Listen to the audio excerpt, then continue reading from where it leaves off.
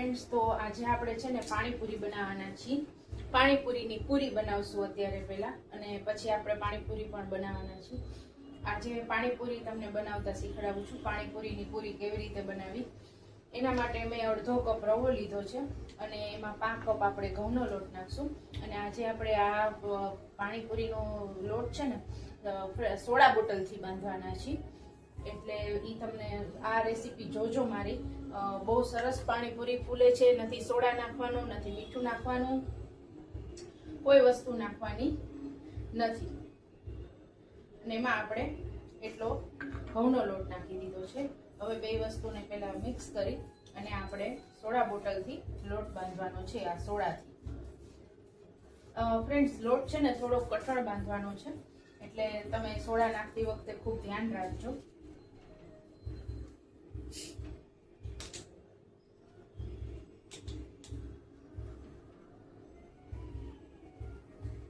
લોટ કઠણ બાંધવાનો છે ફ્રેન્ડ્સ.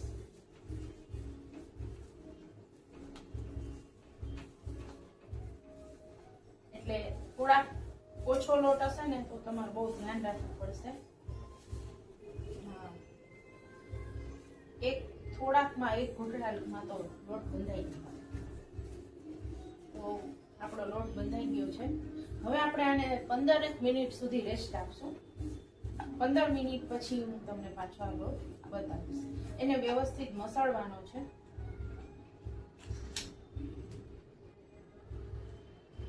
એકદમ મસળવાનો છે એને. આપણે આ લોટ એકદમ કઠણ બાંધવાનો છે. હવે એને આપણે 10 થી 15 મિનિટ માટે રેસ્ટ માટે મૂકી દઈશું.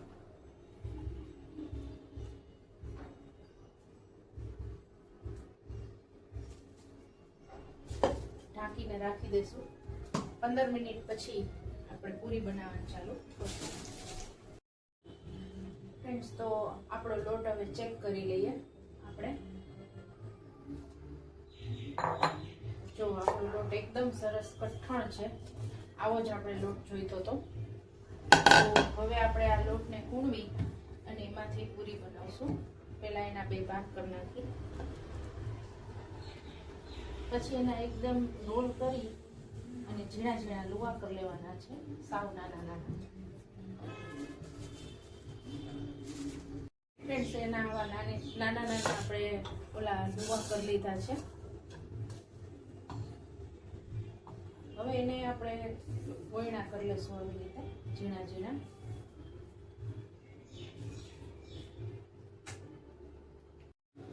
ફ્રેન્ડ્સ, આપણા ગોયણા થઈ ગયા છે. હવે આપણે પૂરી વણી લેશું નાની પાણીપુરીની.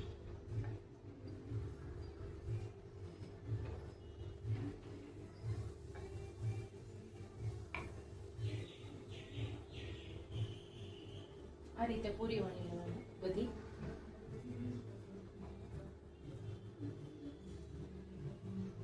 અને એક આ કપડા ઉપર રાખવાની છે આપણે.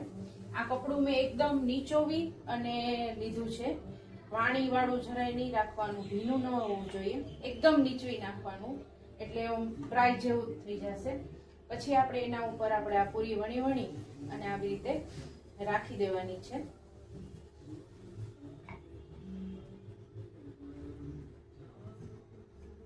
એટલે આપણી પૂરી ફ્રેશ રહેશે અને બહુ સરસ થશે તળાતા.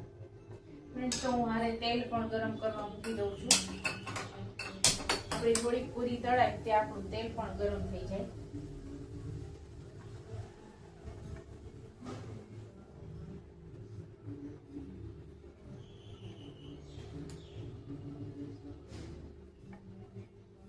બીજો વધારાનો લોટ છે ને એ મેં ઢાંકીને અત્યારે રાખી દીધો છે સાઈડમાં.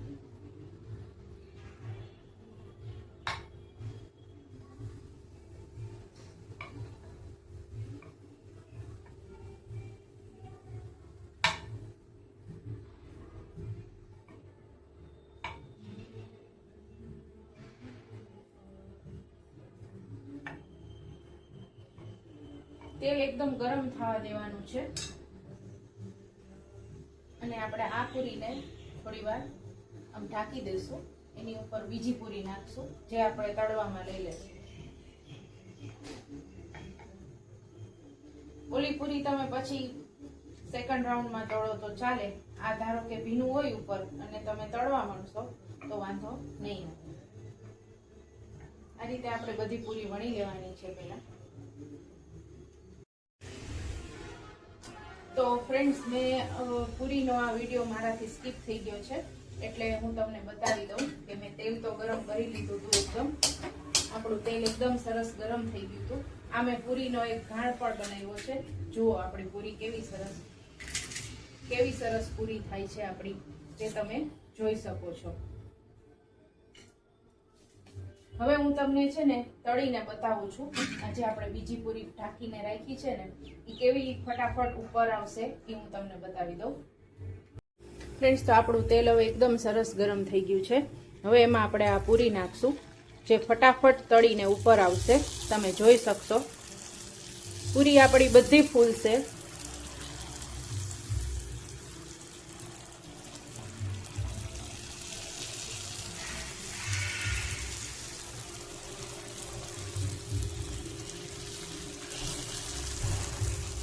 જુઓ ફ્રેન્ડ્સ, આપણી પૂરી બધી ફૂલીને દડા જેવી થશે. પછી આને આમ હલાવતા રહેવાનું છે. સતત આમ હલાવતા રહેશો ને એટલે આપણી પૂરી બધી બાજુથી ક્રિસ્પી અને બહુ સરસ થાય છે. તો ફ્રેન્ડ્સ, તમે આ રીતે રવાની પૂરી આ ઘઉંની બનાવશો ને સોડાની લોટ બાંધીને, તો તમારી પૂરી ખૂબ જ સરસ થાય છે. હવે આપણે ગેસ ધીમું કરી નાખવાનો છે અને આપણે પૂરીને ધીમા તાપે હવે થવા દેવાની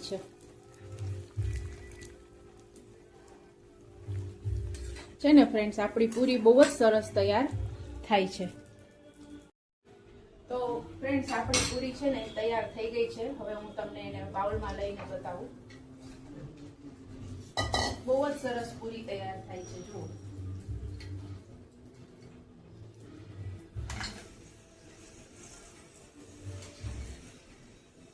આપણી પૂરી ફટાફટ ફૂલવા માંડે છે. તમે આ રીતે રાખશો ને એટલે તમારે પૂરીને જરાય દાબવી નહીં પડે અને કઈ નહીં થાય.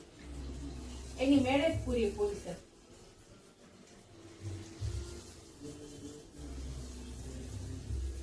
અને પછી એને તમારે સતત ફેરવતા રહેવાની છે.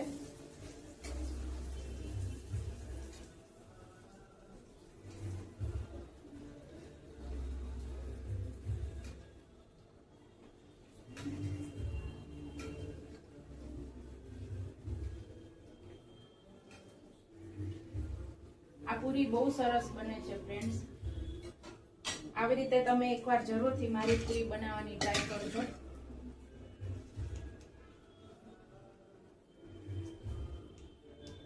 ફ્રેન્ડ્સ, તો આપણી પૂરી તૈયાર છે મસ્ત મજાની, જે બજાર કરતા પણ બહુ સરસ બને છે. બજારમાં આવે છે એના કરતા. અને આ રીતે તમે જુઓ, હું બતાવું કે આપણી પૂરી કેવી કડકડ થઈ ગઈ છે. અને આપણી પૂરી બહુ જ સરસ તૈયાર થઈ છે. તો જરૂરથી તમે ટ્રાય કરજો.